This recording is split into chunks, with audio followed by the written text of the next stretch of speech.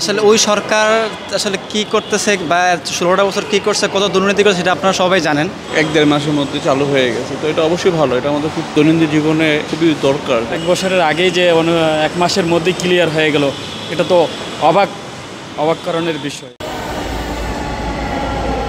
1 মাসের বেশি সময় বন্ধ থাকার পর ঢাকায় চাকা ঘুরল মেট্রো রেলের। রোববার সকাল 7টা 10 মিনিটে উত্তর স্টেশন থেকে প্রথম ট্রেনটি মতিঝিলের উদ্দেশ্যে ছেড়ে যায়। এরপর সূচি অনুযায়ী ট্রেন চলাচল করছে। দীর্ঘ 1 মাস পর মেট্রো রেলের সুবিধা নিতে পেরে বেশ আনন্দিত যাত্রীরা। সাধুবাদ জানাতে ভুলছেন না অন্তর্বর্তীকালীন সরকারকে।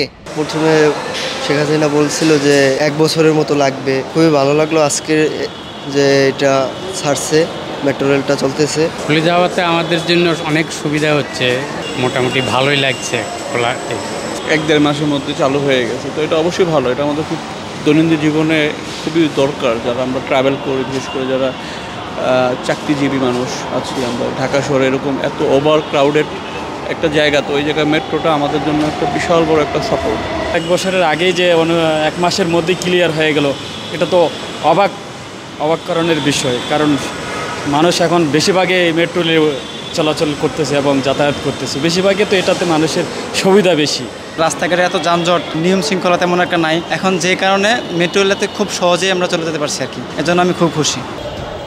যাত্রীরা বলছেন, রাজনৈতিক প্রভাব খাটানোর জন্যই 500 কোটি টাকার নাটক সাজিয়েছিল বিগত সরকার। দুর্নীতিবাজের একটা দেশ ছিল, সরকার যে একটা দুর্নীতিবাজ এটা এখন বোঝা যাচ্ছে। মানুষ এখন বুঝতেছে যে সরকার, আওয়ামী লীগ সরকার যে দুর্নীতি করে যে টাকা মানুষের কাছ থেকে নিত, এটা এখন মানুষ সবাই, গরিব মানুষ হতে নিম্ন মানুষের বৃত্তগুলো, এগুলো সবাই বুঝতেছে যে এখন এত টাকার মধ্যে কিভাবে এটা ক্লিয়ার হচ্ছে। আশা করা যায় আরও কমে আসবে আমাদের যে অ্যাকাউন্ট থেকে মানুষের যে টাকাটা, যে লেনদেনের বিষয়ে যে টাকাটা খরচ হইতো, এটা অনেক কমে আসবে আরও। যেহেতু বলছে 50 কোটি টাকা, কিন্তু আরও কমে আসবে বুঝতে পারতেছি। যেহেতু এত টাকা কমে আসছে, আশা করি আরও অনেক কমে আসবে। আসলে ওই সরকার আসলে কি করতেছে বা 16টা বছর কি করছে, কত দুর্নীতি করছে সেটা আপনারা সবাই জানেন। কারণ সেই ক্ষেত্রে বর্তমান আসলে যে কোনো কাজ সঠিক নিয়মে যদি করা হয়, খুব দ্রুত কাজ করা সম্ভব, যেটা এই সরকার আমাদের প্রমাণ করে দিয়েছে। আশা করি এই সরকার যদি আরও থাকে, আরও আমাদের দেশের জন্য অনেক উপকার হবে। 500 কোটি টাকা, এটা তো এদের তো ধান্দা। এরা মানে এটা বলে অনেক টাকা তো বাইরে পাচার করছে, তো এখান থেকেও এরা অনেক করতো, আবার কিছু পণ্যর দাম বাড়াইতো, এইটা আর কি। এদের তো মানে অনেক চিটারি করছে। ক্ষতিগ্রস্ত মিরপুর 10 ও কাজীপাড়া মেট্রো স্টেশনে আপাতত যাত্রী সেবা বন্ধ রয়েছে। আসলে 1 বছর লাগতে পারে, সেটা তো বলেছে। আমাদের যে 2 স্টেশন ক্ষতিগ্রস্ত হয়েছে, ওই 2 স্টেশনের কথাই বলেছে।